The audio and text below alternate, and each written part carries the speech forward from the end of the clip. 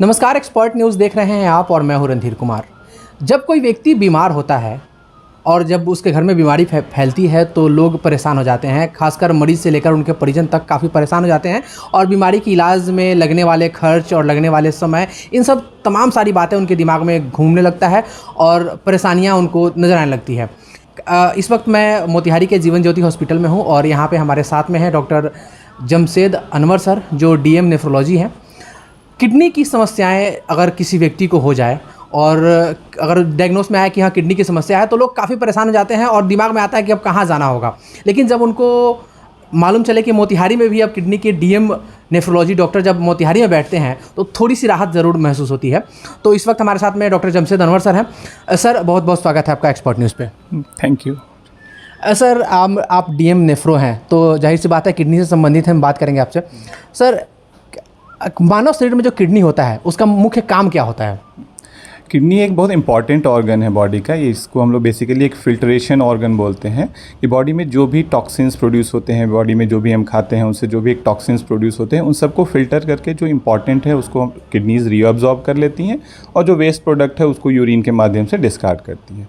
तो ये एक बॉडी में जो भी इलेक्ट्रोलाइट्स हैं, इनके बैलेंस को मेनटेन करने के लिए बहुत इंपॉर्टेंट ऑर्गन है। जी, किडनी की समस्याएं किस तरह की होती हैं और आजकल के जो ज़माना चल रहा है इसमें किस तरह की किडनी की समस्या ज़्यादा देखने को मिल रही है?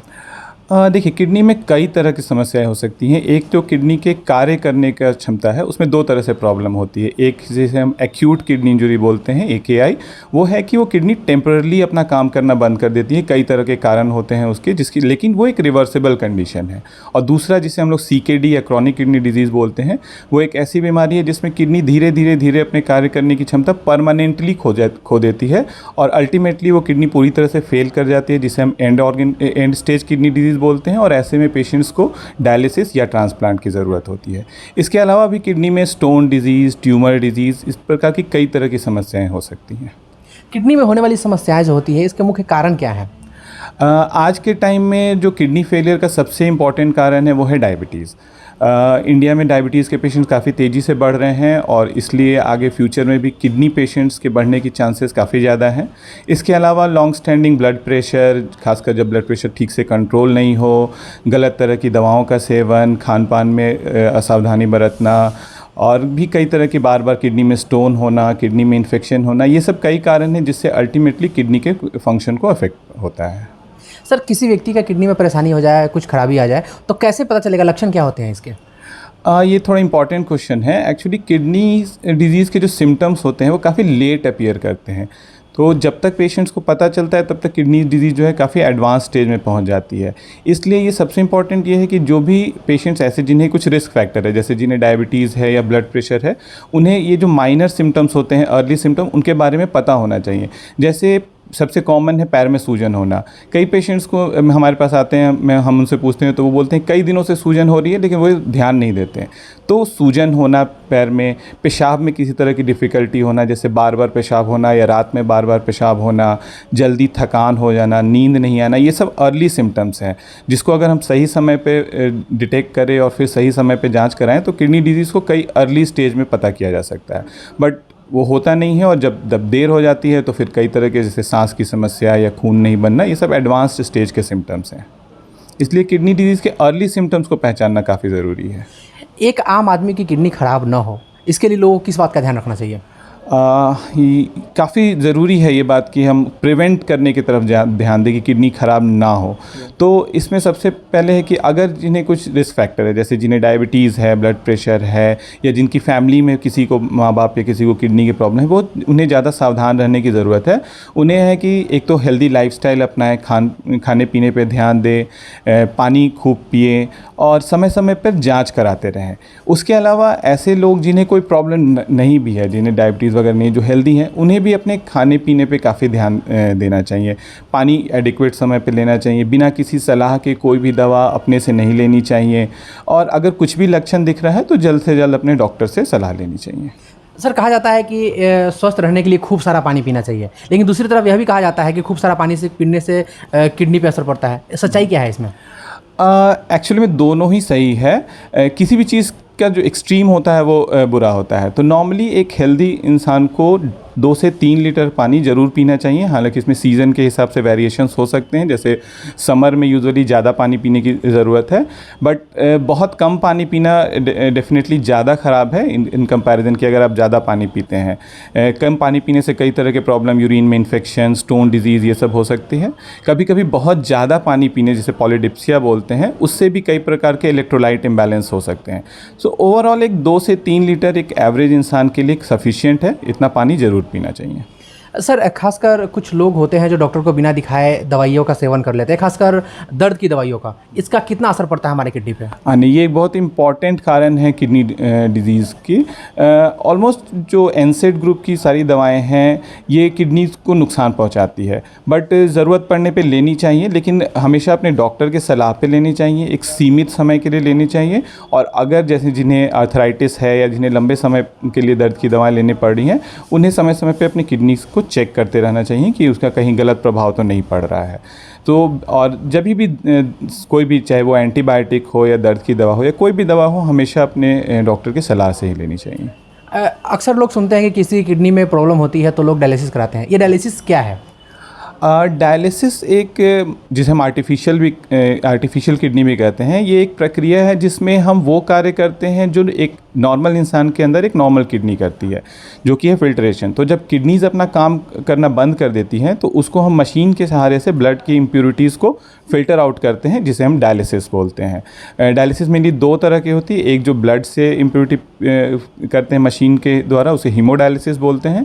इसके अलावा एक पेरिटोनियल डायलिसिस भी एक चीज़ है जिसमें हम पेट में पानी के द्वारा, उसे पेट वाली डायलिसिस भी कहते हैं, उससे भी हम इम्प्योरिटीज़ को फ़िल्टर आउट करते हैं। सर, खासकर कैंसर बीमारी में कहा जाता है कि अगर अर्ली स्टेज में मालूम चल जाए कि उनको कैंसर है तो इलाज ज़्यादा अच्छा होता है और जल्दी हो जाता है। क्या किडनी में भी इस तरह की मामला है? बिल्कुल बिल्कुल, ये बिल्कुल सही है। किसी भी बीमारी को अगर अर्ली स्टेज पे हम पता करें तो उसे या तो बढ़ने से रोक सकते हैं या फिर उसको सही तरीके से ट्रीट कर सकते हैं। और किडनी में, जैसा मैंने पहले बताया, जो अर्ली सिम्टम्स होते हैं वो काफ़ी माइल्ड होते हैं, तो पेशेंट यूजुअली नज़रअंदाज कर देते हैं। इसलिए ज़रूरी है कि जैसे ही उन्हें अर्ली सिम्टम्स पता चलें तो उन्हें अपने नेफ्रोलॉजिस्ट से या फिजिशियन से कंसल्ट करना चाहिए, और टेस्ट करा के अगर उन्हें किडनी संबंधित रोग हैं तो डेफिनेटली अपने नेफ्रोलॉजिस्ट से मिलना चाहिए, ताकि ट्रीटमेंट सही स्टेज पे स्टार्ट हो और इसको आगे बढ़ने से रोका जा सके। सर, अगर किसी की किडनी में परेशानी होती है या तो एक किडनी ख़राब हो जाता है या सर्जरी करके निकाल दिया जाता है, तो एक किडनी वाला व्यक्ति और 2 किडनी वाले व्यक्ति, कितना फ़र्क रहता है दोनों में? कई तो पेशेंट्स ऐसे होते हैं जो पैदा ही एक किडनी के साथ होते हैं। तो ऐसा है कि जब एक किडनी लॉस होती है, जो दूसरा किडनी है वो अपने काम करने की क्षमता को बढ़ा देता है, उसको उस किडनी में की साइज़ में भी बढ़ोतरी होती है। तो नॉर्मली कोई समस्या नहीं होती है, वो एक किडनी के सहारे भी पेशेंट अपनी लाइफ नॉर्मल तरीके से गुजार सकता है। कई बार किडनी डोनेशन जो करते हैं, लिविंग डोनेशन, उसमें भी एक किडनी अपने नियरेस्ट रिलेटिव को दान कर देते हैं, तो सिंगल किडनी से पेशेंट सर्वाइव कर सकता है। हाँ, उन्हें कुछ सावधानी रखनी पड़ती है। डेफिनेटली वो एक किडनी के साथ हैं तो उन्हें समय समय पर अपने जाँच करवाना है, ब्लड प्रेशर, इन सब चीज़ों के टेस्ट करवाते रहने चाहिए, और अगर सब ठीक रहेगा तो उन्हें कोई समस्या नहीं होती है अपने लाइफ टाइम में। मेडिकल साइंस काफ़ी आगे बढ़ गया है, ऐसे में किडनी ट्रांसप्लांट की खबरें काफ़ी सुनने को मिलती है। क्या अब पहले की अपेक्षा ईजी है किडनी ट्रांसप्लांट कराना? देखिए, किडनी ट्रांसप्लांट हमेशा एक किडनी फेलियर जो patient and stage kidney disease पे है, जिन्हें डायलिसिस के लिए, उनके लिए जो बेस्ट ट्रीटमेंट है ये किडनी ट्रांसप्लांट है। बट किडनी ट्रांसप्लांट डेफिनेटली एक बड़ा ऑपरेशन है जिसमें कई तरह की तैयारी करनी होती है, और उसके लिए सबसे इम्पॉर्टेंट है किडनी डोनर का मिलना। और इंडिया में जो रूल है वो केवल फैमिली रिलेटिव ही दे सकते हैं किडनी। और जो कैडेवरिक किडनी, जो जैसे ब्रेन डेड के बाद जो किडनी डोनेशन होती है, वो अभी काफ़ी इनिशियल स्टेज में है, खासकर हमारे स्टेट में काफ़ी इनिशियल स्टेज में है। बट ओवरऑल किडनी ट्रांसप्लांट एक काफ़ी सरल और सबसे अच्छा उपाय है किडनी फेलियर पेशेंट्स के लिए। हाँ, इसके बारे में पेशेंट्स को जानकारी नहीं होती है तो उन्हें पूछना चाहिए। हाँ, मैं हर अपने पेशेंट जो किडनी फेलियर का पेशेंट उन्हें बोलता हूँ कि उन्हें ट्रांसप्लांट के बारे में जानकारी इकट्ठी करनी चाहिए, और अगर फिजिबल है, अगर फैमिली में कोई सूटेबल डोनर है तो डेफिनेटली ट्रांसप्लांट को ऑप्ट करना चाहिए। जी। आप अब मोतिहारी के जीवन ज्योति हॉस्पिटल में आते हैं, अपनी सेवा देते हैं प्रत्येक संडे को, तो इससे इतना तो हुआ है कि क्षेत्र के जो लोग पटना या मुजफ्फरपुर या कहीं बाहर जाते थे, उनको जाने की परेशानी से ज़रूर छुटकारा मिली है। मरीज हो या उनके परिजन हो, उसको इस बात की राहत तो ज़रूर मिली है। सर, अस्पताल की तरफ से किडनी के जो रोगी होते हैं, किस तरह की सेवाएँ यहाँ पर मिल रही है? देखिए, यहाँ पे मैं लगभग पिछले 1 साल से आ रहा हूँ, और यहाँ पे किडनी से रिलेटेड ऑलमोस्ट एवरीथिंग हम लोग कर रहे हैं। Right from dialysis, biopsy, fistula formation, pump cath, everything जो इसके लिए वो शायद बाहर जाते हैं एक्सेप्ट ट्रांसप्लांट, उसके लिए भी हम लोग ट्रांसप्लांट काउंसलिंग या इनिशियल वर्कअप ये सब करते हैं। तो किडनी के लिए मुझे नहीं लगता कि उन्हें किसी भी प्रॉब्लम के लिए बाहर जाने की ज़रूरत पड़ेगी। उन्हें आना चाहिए, अगर उन्हें किसी भी तरह की समस्या है तो एक बार आएँ, मिलें, देखेंगे तो उन्हें खुद पता चलेगा कि उन्हें ऐसी कोई चीज़ नहीं है जिनके लिए उन्हें बाहर जाने की ज़रूरत पड़ेगी। बीपी या शुगर के मरीज जो होते हैं वो लोग या आम लोग जो हैं उनको अपने किडनी का ख्याल रखने के लिए क्या करना चाहिए?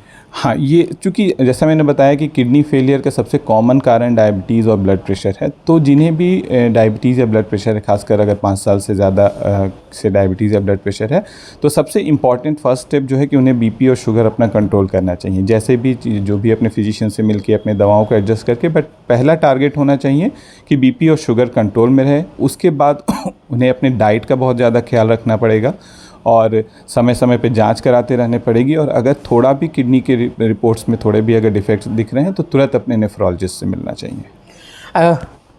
अंत में हम जानना चाहेंगे सर कि जो दर्शक हमें देख रहे हैं उनके लिए क्या राय होगा एज ए नेफ्रोलॉजिस्ट?